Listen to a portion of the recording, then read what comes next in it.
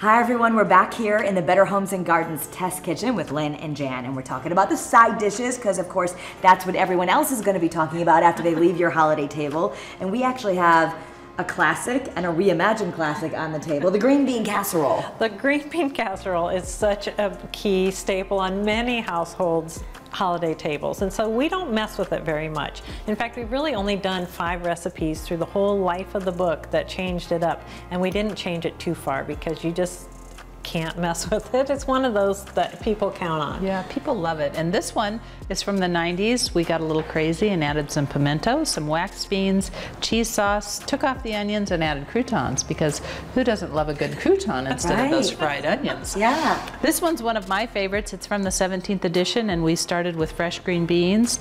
We have a fresh homemade mushroom sauce that's just delicious, and then the topping, fried shallots.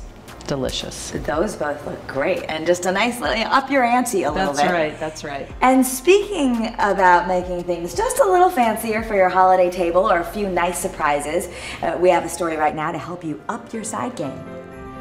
If you need inspiration for your holiday side dishes this year, I have 4 creative, delicious recipes for you. I'm going to start with a traditional recipe that I know you think about when somebody brings out the sweet potatoes and the marshmallows, and a lot of people turn their noses up at that. So we've taken this fairly traditional casserole and given it a little bit of an elevation. It starts with boiled mashed sweet potatoes that you stir in half and half, a little bit of brown sugar, the juice of 1 orange and some orange zest, and 4 egg yolks. Make a meringue using the rest of your egg whites. Get sprinkled with pecans, and then the meringue goes on. If you really want extra credit, put this in a piping bag and pipe it into beautiful little stars. You can use the back of your spoon to really make this pretty. And this goes back in the oven for another 15 minutes. It won't be hard and crunchy. It will just be really beautifully golden brown. I love this next dish because it really makes a statement. It's a whole roasted head of cauliflower. It starts with 2 tablespoons of olive oil, a little bit of stone ground mustard, some caraway seeds, and add salt. And then whisk it together. Spread that on top so that you kind of have to nudge it into all the nooks and crannies in between the florets. Add a 1/4 cup of water, and then you're going to cover this with foil so that it steams to help the cauliflower cook all the way through. You can take it to a gathering and set it up as an interactive appetizer board with rye toast, a little bit of dried fruit, stone ground mustard, and of course you can't skip the pickled onions.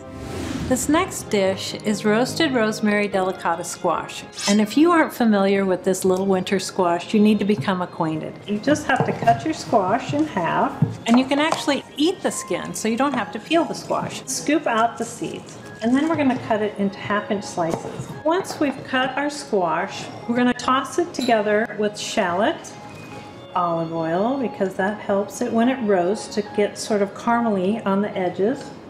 Fresh rosemary, I can smell it already, a little bit of pepper, and a little bit of salt. Toss that together so everything gets nicely coated. And roast that at 425 degrees for 30 minutes, and it's done and ready to go. Finish it by topping it with a little bit of shredded Parmesan cheese, toasted walnuts, and add a little bit more fresh rosemary. It just makes it a little bit more festive when you're bringing it to the buffet table.